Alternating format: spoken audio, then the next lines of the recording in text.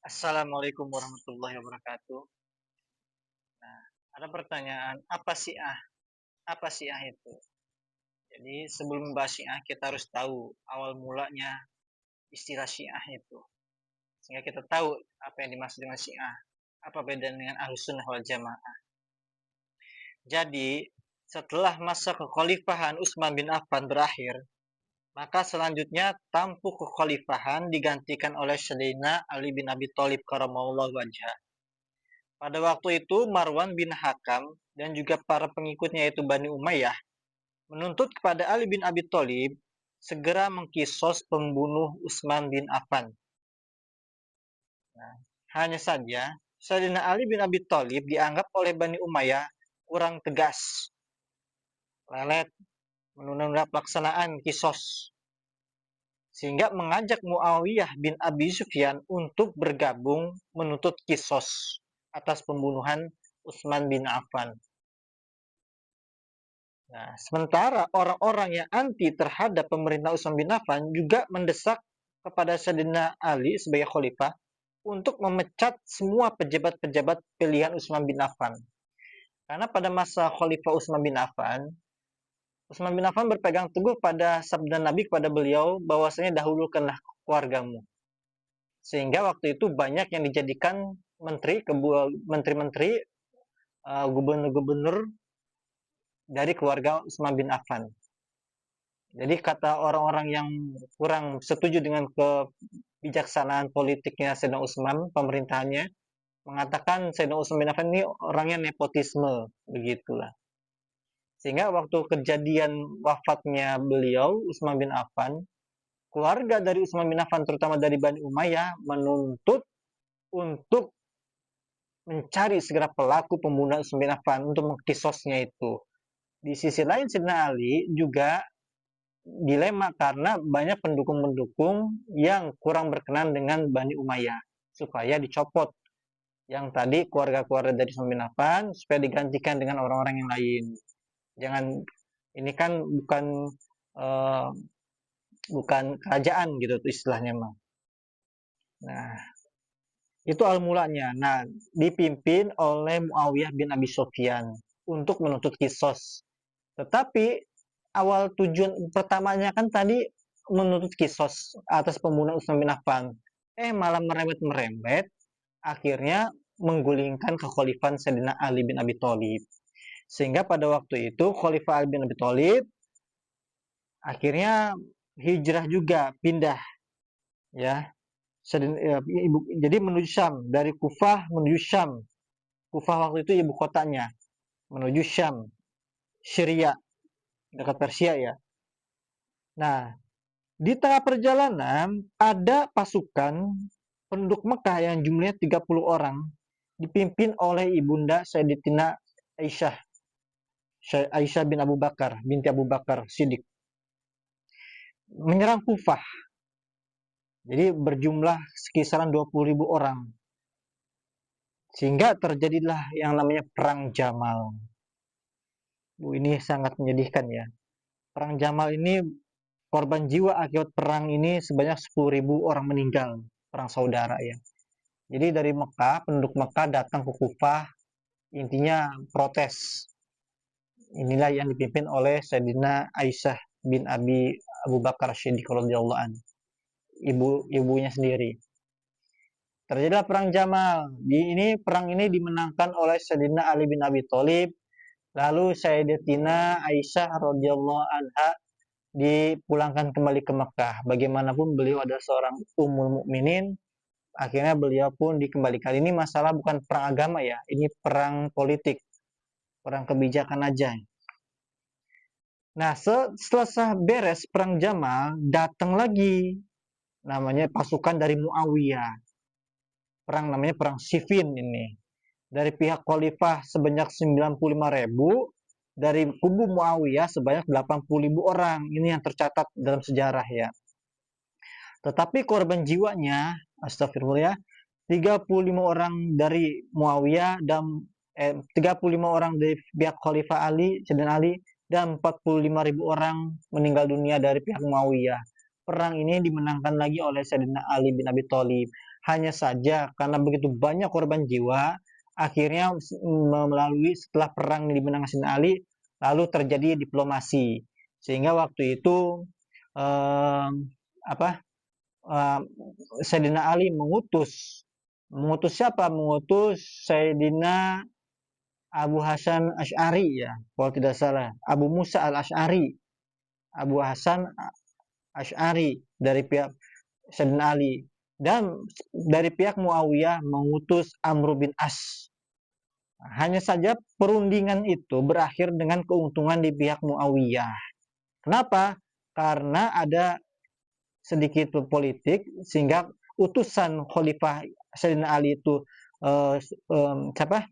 Abu Musa Asy'ari itu ditipu dari pihak Muawiyah. Intinya adalah delegasi tersebut, perundingan tersebut tidak menguntungkan pihak Khalifah. Padahal pihak Sayyidina Ali kan menang perang, hanya saja diplomasinya kurang karena ada politik di situ, ditipu, sehingga secara teknis merugikan Khalifah Sayyidina Ali bin Abi Thalib.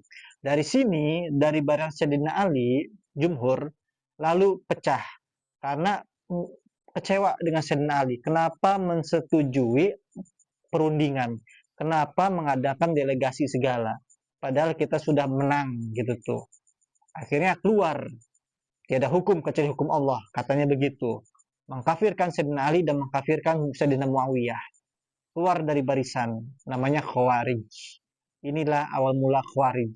Jadi orang-orang yang kecewa dengan keputusan tahkim tadi, perundingan tadi. Nah, orang-orang yang masih bersama dengan Sayyidina Ali bin Abi Thalib, nah, ini kan waktu itu masih perang politik ya, masih belum stabil.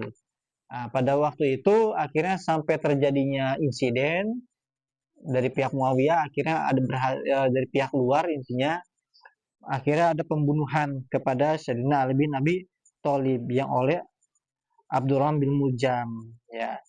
Jadi pada waktu itu Sayyidina Khalifah Ali bin Abi Thalib berhasil dibunuh oleh Abdurrahman bin Muljam pada tanggal 17 Ramadan tahun 40 Hijriah.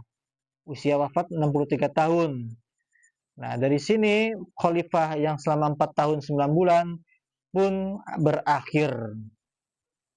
Nah, pada masa itu Sayyidina Ali bin Abi Thalib meninggal, tampuk pemimpinan sementara karena ini kan masih gejolak. Itu dipimpin oleh Sayyidina Hasan bin Abi Thalib. Nah, karena politik ini masih memanas sehingga Sayyidina Hasan yang didukung oleh pengikutnya Sayyidina Ali pada waktu yang akhirnya disebut sebagai Syiah. Jadi waktu itu pengikut-pengikut Sayyidina Ali itu disebut Syiah. Dalam hal pengikut Sayyidina Ali, membedakan antara Jumhur Muawiyah dengan pendukung Sayyidina Ali, Syiah, dengan Khawarij pada waktu itu ya. Nah, pada waktu yang dimaksud Jumhur di sini bukan berarti tidak setuju dengan Sayyidina Ali, tetap Jumhur ini setuju bahwanya khalifah itu adalah Sayyidina Ali bin Abi Thalib, mengakui hal itu. Hanya setelah Sayyidina Ali wafat, pada waktu itu Sayyidina Hasan pun sama diakui sebenarnya. Hanya saja pihak Muawiyah kurang berkenan.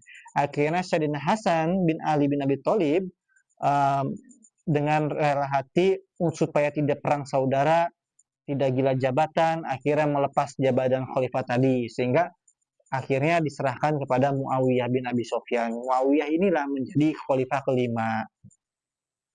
Nah, cuman kita ngomongnya Khulafaur Rasyidin yang 4. Kenapa? Karena yang waktu itu yang benar-benar secara musyawarah sepakat mufakat ijma itu adalah 4. Adapun masalah Muawiyah dan Sayyidina Hasan ini kan belum ijma. Masih para sahabat juga masih berpolemik. Sehingga makanya 4 aja yang di ini.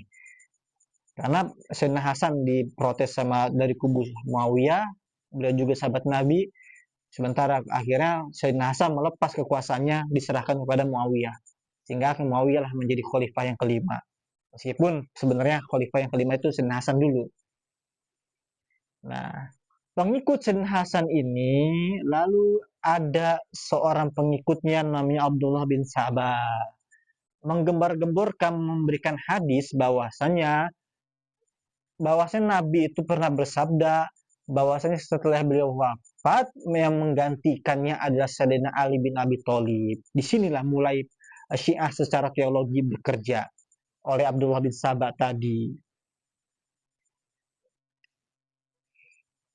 Ya, itu Abdullah bin Sabah. Nah, keterangan Mas Syiah ini lebih lanjut. Ini kan saya jelaskan sejarah tadi ada di dalam buku saya yang berjudul Apa Mazhabku. Bisa dilihat di blog saya ya. Di blog itu Majelis Kifayat Atqiyah, silakan di-download, boleh dibaca di sana.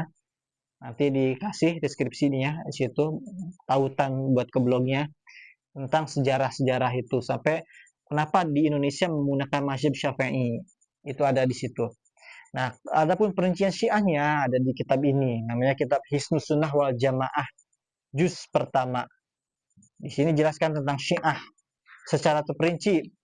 Jadi Syiah itu terbagi di 3 golongan. Dan dari 3 golongan itu terpecah lagi nanti sampai 18 golongan. Ya. Jadi pendukung Sayyidina Ali ini, Sayyidina Hasan, setelah Sayyidina Ali wafat, Sayyidina Hasan, sehingga nanti ada perang Karbala segala itu nanti menjadikannya cucu Nabi akhirnya terpenggal itu. Nah, ini astagfirullah. Itu ada sejarahnya di situ, singkat oleh saya ditulis. Nah, dari pendukungnya ini ada yang namanya Abdullah bin Sabah. Mana itu yang saya terang? Ada di kitabnya di halaman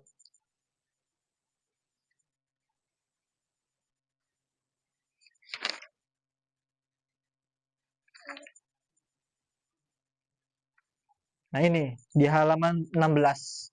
Kitab Hisnus Sunnah wal Jamaah juz awal halaman 16. Faslun. Ini menjelaskan tentang Syiah. Jadi golongan Syiah itu ini muncul di 30 Hijriah di zamannya Khalifah Sayyidina Utsman sebenarnya. Udah digembar-gemborin di zaman Khalifah Utsman bin Affan. Jadi namanya Abdullah bin Sabah dari Yaman tuh ya. Dia itu dari turun Yahudi yang kemudian masuk Islam hanya saja menyebarkan fitnah. Dia yang mengatakan bahwasanya Nabi itu pernah bersabda ketika beliau wafat maka yang menggantikannya adalah Sayyidina Ali. Faman kuntu maulahu fa aliun maulahu. Begitu hadisnya. Padahal di dalam dicek oleh para imam Bukhari, Imam Muslim, para ahlussunnah, para ahli hadis mengatakan hadis tersebut adalah hadis dhaif, bahkan disebut maudhu. Dan kalau dia mengatakan hadisnya dhaif juga, ini berkaitan tentang ghanimah. Ketika tidak ada Nabi, maka ya yang menggantikan kedudukan ghanimah tadi yang diserahkan ke Sayyidina Ali gitu, bukan pemimpinan Islam, tetapi pembagian ghanimah. Itu yang menganggap dhaif juga ya di kalangan Ahlussunnah wal Jamaah. Sedangkan di kalangan Syiah menganggap meyakini hadis itu sahih. Begitu. Jadi penggantinya penggantinya Nabi Muhammad harusnya Sayyidina Ali. Padahal dalam sejarah kita tahu ketika Nabi sakit, yang menggantikan menjadi imam sholat adalah Sayyidina Abu Bakar. Itu isyarah secara tak langsung.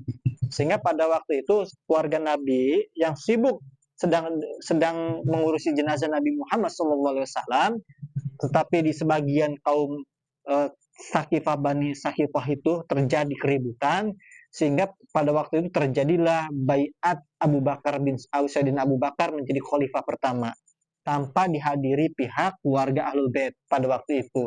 Ini yang menjadi polemik awalnya, tetapi pada itu Ahlul Bait ya nggak masalah, tidak ada masalah. Cuman digembos-gembosin sama Abdullah bin Sabah pada zaman Khalifah Utsman bin Affan terutama.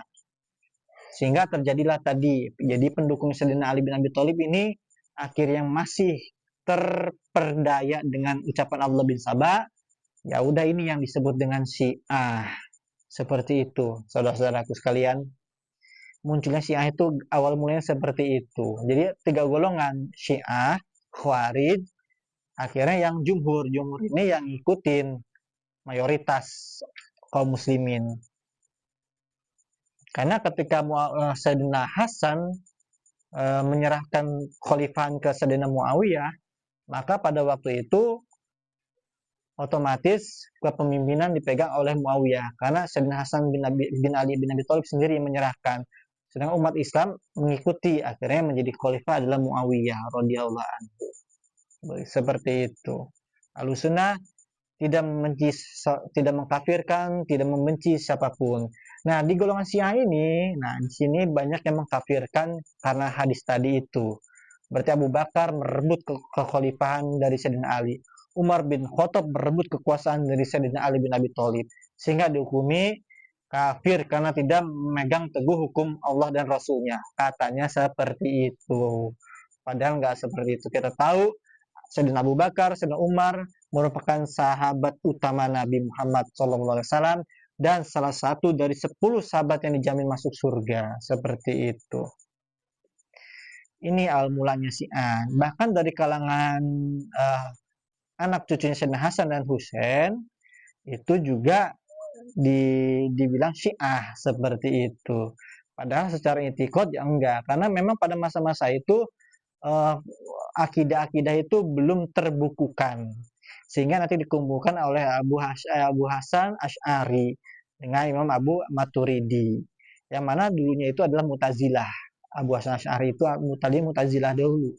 Apa itu Mu'tazilah? Ada di kitab Hisnus Nuwal Jamaah juga keterangannya. Dan sekilas juga dijelaskan di dalam buku saya ini.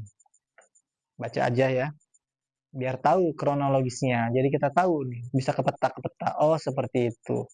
Nah, orang-orang Khawarij itu kan orang yang tidak hukum kecuali hukum Allah. Ini percis yang diucapin orang-orang Wahabi. Seperti seakan-akan Khawarij, neo Khawarij ya, Khawarij baru lagi. Sejarah seakan-akan berulang. Makanya orang-orang Khawarij itu kan dia kan benci sama Syiah, benci juga sama Jumhur. Khawarij itu. Nah, sekarang yang benci sama Ahlussunnah siapa? Yang benci sama Syiah siapa? Bisa menilai sendiri. Tapi kita menganggap persatuan ya, bukan berarti membenci. Karena banyak yang mengatakan kembali ke Quran hadis, tetapi menggunakan jalan garis keras. Menganggap yang tidak megang ini adalah kafir. Padahal kan semua kita juga mengikuti Quran dan hadis. Hanya beda istimbat aja. Seperti itu ya. Kebanyakan yang ngerti usul fikih, yang ngerti masalah muqarranatul mazahib, itu orang-orang yang nggak fanatik, karena mengetahui dalil-dalil masing-masing dan saling menghargai dan menghormati. Yang ribut itu justru yang di permukaan seperti itu. Nah, jadi anjuran saya sebagai umat Islam ya, kita nggak usah ribut lah. Negara-negara di sana, di negara-negara non-Islam udah pegang nuklir. Kita masih ribut aja. Sementara kita yang paling disegani yang dari umat Islam kan dari Iran sama dari Pakistan yang punya nuklir ya kan. Jadi udahlah, jangan ribut antara Syiah, Sunni. Kita bersatu, bersaudara. Memang ada prinsip-prinsip yang nggak bisa kita pegang bersama ya. Kayak tadi, orang-orang Syiah masih banyak yang menganggap mengkafirkan sahabat-sahabat Nabi. Betul, masih ada sampai sekarang juga. Tetapi tidak menafikan banyak saudara kita yang Syiah juga yang tidak tidak sependapat. Karena Syiah itu ada 3 golongan loh. Ada Syiah Imamiyah, ada Syiah Zaidiyah, ada Syiah Gulat. Nah, Syiah Gulat ini terbagi 18. Nah, ini yang nyimpang karena udah gulu. Namanya Gulat itu kayak udah salah gitu, udah berlebihan. Adapun Imamiyah juga beda dengan Ahlussunnah karena beda prinsip, karena dia mengakui 12 imam itu maksum ya. Kita kan hanya para nabi dan rasul aja yang maksum. Mereka para imam maksum dianggapnya. Adapun Syiah Zaidiyah dia lebih condong ke Sunni malah. Tidak mengkafirkan sahabat Nabi. Sekali lagi Syiah Zaidiyah itu tidak mengkafir. Masih ada sekarang pengikutnya juga di. Jadi yang masih ada itu ya 3 golongan tadi. Ada yang guluat, ada yang Imamiyah juga banyak beda-beda prinsip. Kayak salah satunya masalah Takiyah, masalah Imamiyah juga berbeda dengan Ahlussunnah, dan Syiah Zaidiyah. Zaidiyah ada berbeda sedikit aja dengan dengan Sunni. Nah, kita anggap saja ini keluarga besar Islam. Nggak ada namanya Syiah, nggak ada yang Sunni. Kalau orang Wahabi itu benar-benar keras sama Syiah. Ya kenapa ya? Karena memang sejarahnya panjang, sering bentrok, bahkan zamannya tadi Khawarij segala itu sering bentrok, sampai sekarang masih bentrok gitu istilahnya secara nggak langsung. ya, sepembantaian dan lain. Padahal dari pihak Ahlussunnah wal Jamaah juga dari kalangan Asy'ariyah, Maturidiyah juga banyak jadi korban antara perang dengan Syiah dan lain-lainnya. Jadi sudahlah, kita lihat saat ini kemudian kita bersama berpegangan tangan untuk melawan musuh bersama. Kalau udah melawan musuh bersama, baru debat lagi tuh.